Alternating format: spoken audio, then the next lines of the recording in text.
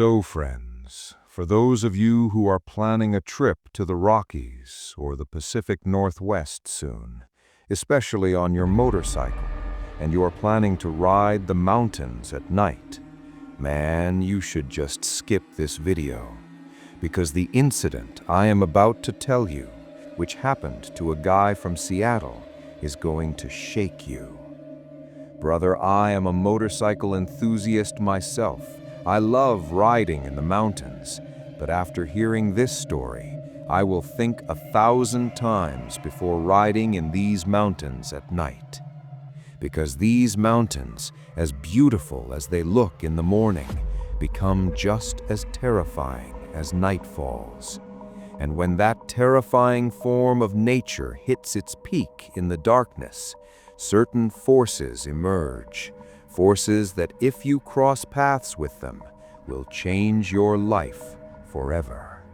The Pacific Northwest is known for its beauty, but deep within the dense forests of Washington State, there are secrets hidden by the fog. Before I tell you Ethan's story, just imagine this scene. You are on a winding road in the North Cascades. Visibility is near zero. You are alone on your bike, and your only companion is the freezing wind and the towering Douglas fir trees blocking out the sky. Let me introduce you to Ethan. He's a software engineer living in Seattle. He loved his Harley-Davidson and often took solo trips to clear his head. One weekend, he decided to ride the North Cascades loop. His plan was to ride from Seattle, cut through the mountains, and reach a small town called Winthrop by sunset. But, as anyone who rides in the mountains knows, plans often fail. He stopped frequently to take photos of the Diablo Lake and the snowy peaks. By the time he crossed the pass, the sun had already set behind the mountains. It was October, and the darkness fell rapidly. He was still about 40 miles from his hotel. To make matters worse, a thick blanket of fog rolled in. It was that heavy, wet fog specific to the Pacific Northwest. Ethan checked his GPS mount. Google Maps showed a sudden red zone of traffic ahead, likely a construction delay or an accident. The GPS suggested a gray alternate route, Old Logging Road 204. It claimed to save him 45 minutes. Wanting to get out of the freezing cold, Ethan took the detour. The road started as pavement, but quickly turned to gravel and dirt. The trees here were ancient, leaning over the road like skeletal fingers. It was pitch black. His headlight was just bouncing off the wall of white fog. Suddenly, his bike sputtered, the electronics flickered, and the engine died completely. Silence. He was stranded in the middle of nowhere. No cell service, just the sound of the wind. Ethan got off the bike to check the engine. That's when he smelled it. Not the smell of gasoline, but a sweet smell, like lavender, mixed with the heavy, acrid scent of burnt wood. Through the fog, he saw a faint yellow glow up on a hill to his right. He squinted. It looked like a house, a massive 3-story Victorian-style manor, completely out of place in these rugged woods, but there was a light in the window. Desperate and freezing, Ethan pushed his bike to the side and hiked up the overgrown path to the house. He knocked on the heavy oak door.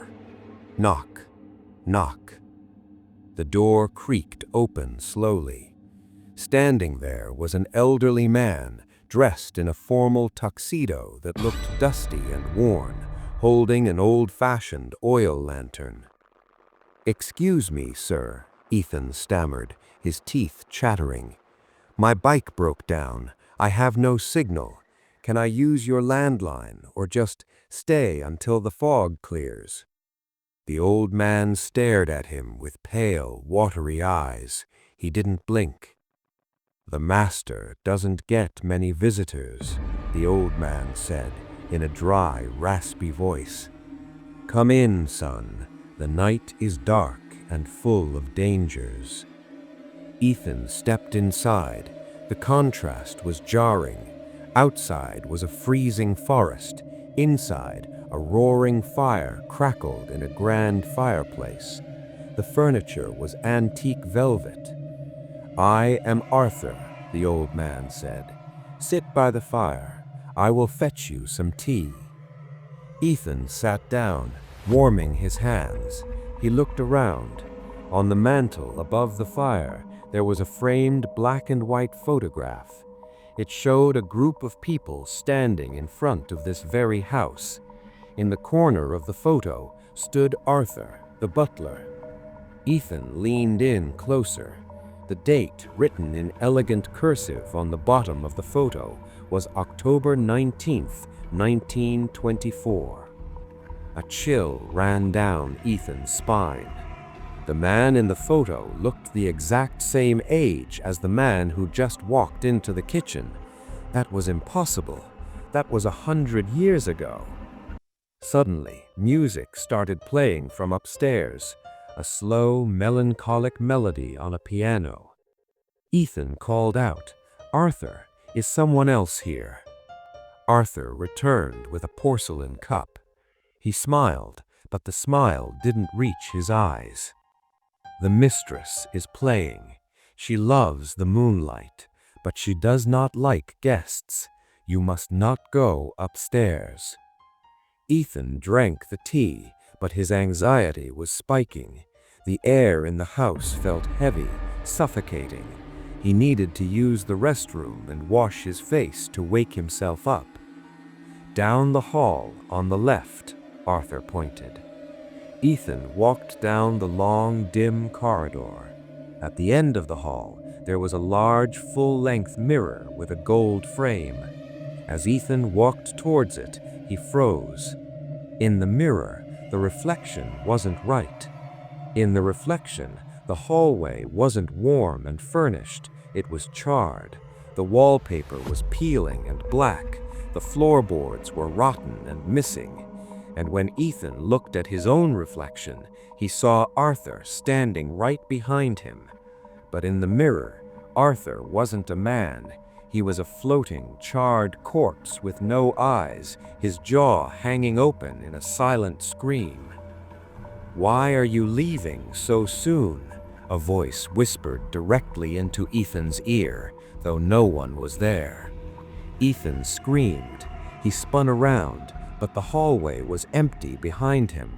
The piano music upstairs turned into a violent slamming of keys. The fire in the living room suddenly went out, plunging the house into darkness. Ethan didn't think. He ran. He sprinted for the front door, fumbling with the heavy latch. The house seemed to groan, the floorboards trying to trip him. He threw the door open and burst out into the cold night air. He didn't stop running until he reached his bike, but in his panic, the fog lifted just enough for him to see where he actually was. He stopped dead in his tracks. His bike wasn't parked on the side of a road. It was parked 2 feet from a sheer drop, a cliff edge that fell 500 feet into a rocky canyon. The logging road had ended miles ago. He looked back up at the hill. There was no Victorian manor. There was only the stone foundation of a house that had burned down decades ago, covered in ivy and moss. Overwhelmed by shock and terror, Ethan collapsed on the dirt. He was found the next morning by a park ranger patrol vehicle. They saw the bike near the cliff edge, and Ethan curled up in a ball, shivering and murmuring about the butler. When Ethan recovered in the hospital in Seattle, he told the ranger about the house, Arthur, and the piano. The ranger's face went pale. "Son, you were on the old Blackwood property. That manor burned down in 1924. The butler, a man named Arthur, set the fire to kill the family while they slept. He hanged himself in the hallway afterwards. Locals say on foggy nights, the house reappears to lure travelers off the main road and over the cliff. Ethan survived, but he sold his motorcycle the next day. He never went back to the mountains. He says sometimes, late at night, when it's quiet in his apartment in Seattle, he can still smell lavender and burnt wood. So, if you are riding in the USA, exploring the back roads of Washington or Oregon, and your GPS tells you to take a shorter route on an old gravel road, turn around, because you never know who is waiting for you in the fog. Welcome to the Midnight Testimony. If you liked this video, please leave a like and a comment. And the email ID you see here on the screen. If you have experienced any horror incidents like this, please write to me. I will tell your story to everyone on this channel. See you in the next video. Until then, goodbye.